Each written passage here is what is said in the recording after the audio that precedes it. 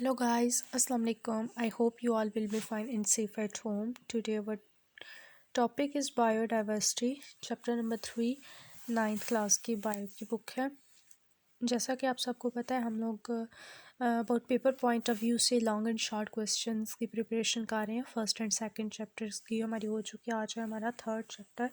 तो सबसे पहले मैं आपको इस चैप्टर में बताऊँगी बायोडाइवर्सिटी क्या होती है, लेकिन उससे पहले मैं आप लोगों को बताऊंगी क्योंकि इसका मेन जो कंसेप्ट पीछे आ रहा है वो आ रहा है एवोल्यूशन से। ठीक है, तो बायोडाइवर्सिटी को समझने के लिए आपको पहले एवोल्यूशन पता होना चाहिए। What is evolution?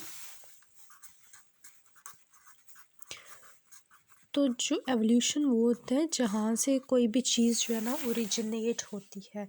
The change in a species with the passage of time. ठीक है, एक स्पीशीज़ के अंदर या कोई प्लांट्स की ले लें, एनिमल्स ले लें, उनकी स्पीशीज़ के अंदर अगर चेंज आता है with the passage of time तो उसको हम लोग कहते हैं, हमारे पास ये क्या है, एवोल्यूशन है। चेंज इन स्पीशीज़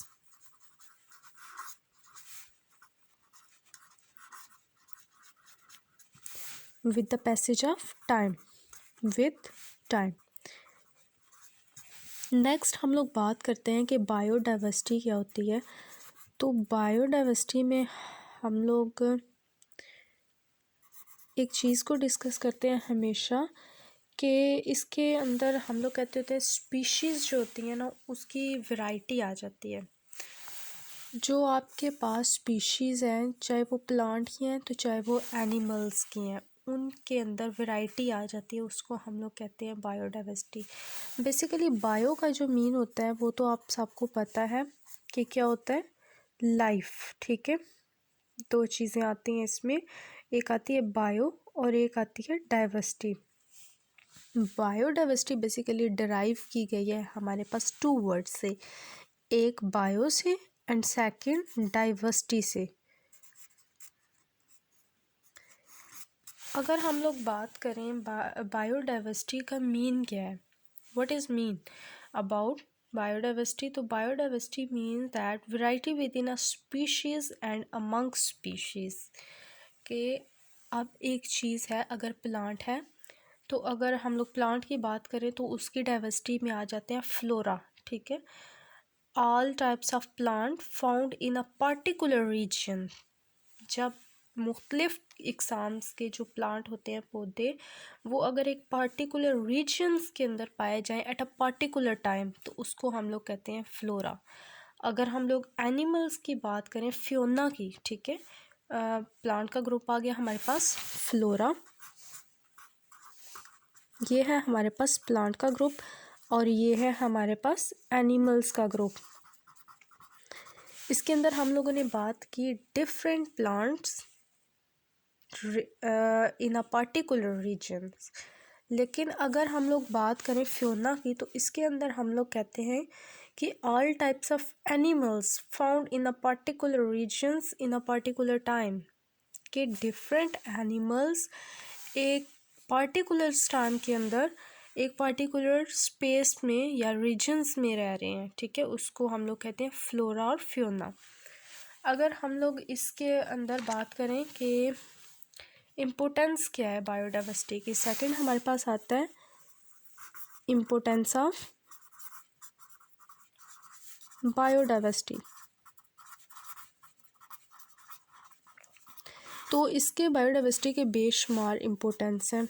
फर्स्ट अगर हम लोग उसमें बात करें तो ये हमारे पास एज अ फूड हम लोग जो है ना इस सोर्स के लिए यूज़ करते हैं। ठीक है, ये हमारे ह्यूमंस बीइंग को क्या करती है, फूड प्रोवाइड करती है, और इसका जो significant proportions of drug are mainly drive. ठीक है, हम लोग ड्रग जो होती है वो डायरेक्टली भी और इनडायरेक्टली भी हम लोग इससे ले रहे होते हैं। सेकेंड इसका क्या है, ड्रग्स। थर्ड वन अगर हम लोग कहें तो इसको हम लोग इंडस्ट्रियल्स मटेरियल्स हम लोग इससे जो है ना ऑब्टेन करते हैं। कैसे इंडस्ट्रियल मटेरियल्स, जिससे हम लोग बिल्डिंग्स बनाते हैं। ठीक है, उसके अलावा हम लोग यहाँ से फाइबर्स लेते हैं, डाइज लेते हैं, रिज़ाइंस लेते हैं और डिफरेंट थिंग्स लेते हैं। रबर आ जाता है उसके अंदर, कुछ एडहेसिव्स होते हैं।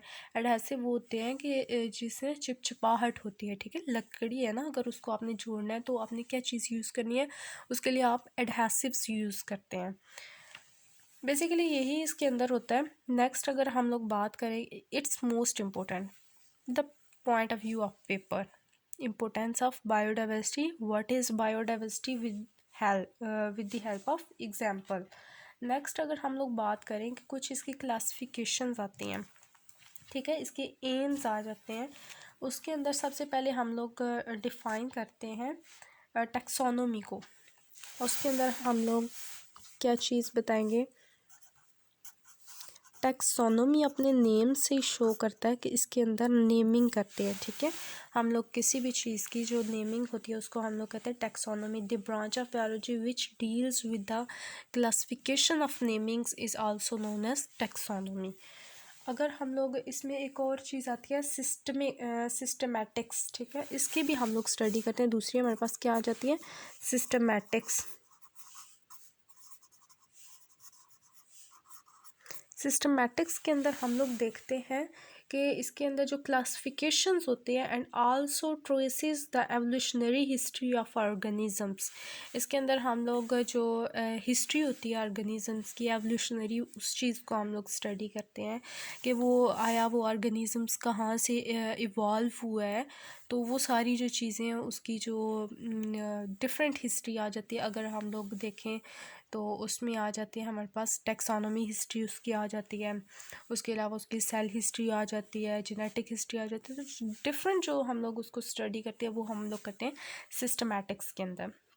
नेक्स्ट इसके हमारे पास 2 पॉइंट्स आ जाते हैं कि फर्स्ट पॉइंट आता है कि सिमिलरिटीज़ और डिफरेंस हम लोगों ने देखना होता है उस ऑर्गेनिजम्स के अंदर।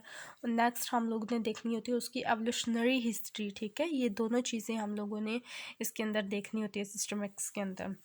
अगर हम लोग कुछ इसके नेक्स्ट जो इम्पोर्टेंट है हमारा पेपर पॉइंट ऑफ व्यू से मैं आपको ये चीज़ें करवा रही हूँ, तो वो हमारे पास आ जाता है टैक्सोनॉमिक हायरार्की, ठीक है, जिसके अंदर हम लोग बात करते हैं फाइलम की, क्लास की, ऑर्डर की, फैमिली की, जेनेटिक्स की, स्पीशीज़ की। ये सिर्फ आपने ऑर्डर्स याद करने हैं कि पहले फाइलम आता है, मैं लिख देती हूँ, पूरा नहीं लिखूँगी, ये फाइलम है और ये हमारे पास आगे क्लास आ जाती है। नेक्स्ट हमारे पास ऑर्डर आ जाता है, फिर हमारे पास आती है फैमिली, और यहाँ पर मैं साथ में लिख रही हूँ जीन्स आ जाती हैं हमारे पास, जीनस आती है, और अगर हम लोग फिर बात करें तो हमारे पास आती है स्पीशीज़, ठीक। तो ये हमारे पास आ जाती हैं phylum, class, order, family, genus, species. ये हम लोग इसके अंदर जो है ना हम लोग स्टडी करते हैं। नेक्स्ट अगर हम लोग बात करते हैं कि स्पीशीज़ क्या होती है, तो मोस्ट इम्पोर्टेंट है इसका। अच्छा, टेबल भी आता है। टेबल के अंदर आपने बताना है कि पी और ह्यूमन की क्लासिफिकेशन, तो इट्स मोस्ट इम्पोर्टेंट टेबल, ठीक है।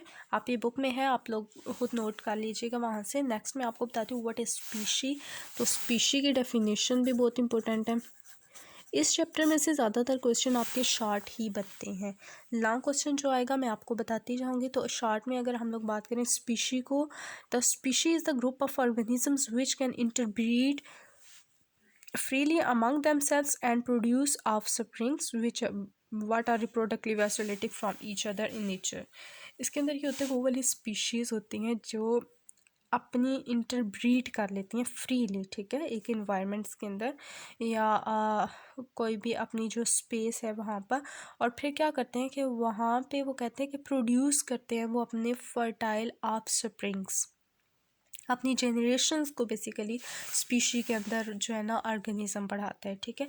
नेक्स्ट अगर हम लोग बात करते हैं तो इसकी एग्जांपल्स में आ जाता है कि मेल डंकी और जो फीमेल हॉर्स थी उन्होंने इंटरब्रीड की थी, और हमारे पास जो ऑफस्प्रिंग आया था वो आया था मोल, ठीक है, MULE वाला। और नेक्स्ट अगर हम लोग किंगडम्स की बात करें तो किंगडम के अंदर जो 5 किंगडम क्लासिफिकेशन सिस्टम है वो तो मोस्ट इम्पोर्टेंट है। इंशाल्लाह हम लोग अपनी नेक्स्ट वीडियो में उसको डिस्कस करेंगे। ओके गाइस, अपना ख्याल रखें और मुझे अपनी दुआ में याद रखें। अगर कोई क्वेश्चन है तो मुझसे ज़रूर कमेंट्स बॉक्स में पूछें, और अभी तक जिस बच्चे ने मेरा चैनल सब्सक्राइब नहीं किया वो मेरे चैनल को सब्सक्राइब करने। ओके गाइस, अल्लाह हाफिज़।